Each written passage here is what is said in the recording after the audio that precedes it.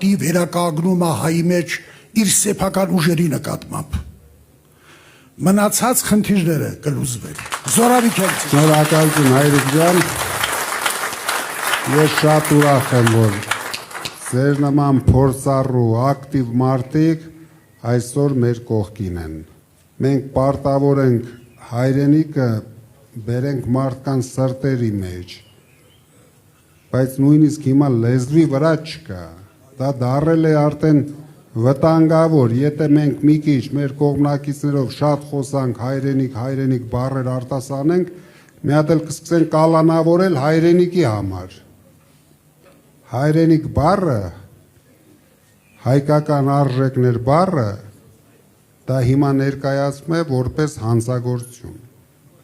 Ես ընդամենը բոլորդ հիշում եք, ասի մենք մեր ձևով մասնակցենք մեր եկեղեցու պաշտպանությանը։ Դրա համար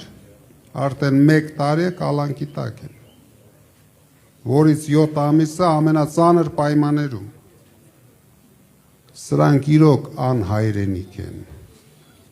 Պատկերացրեք, մեր երկրի գլխավոր հերոսը Փաշինյանն է։ Դուք պատկերացնում եք մի պետություն, ազգ, ում հերոսը Փաշինյանն է։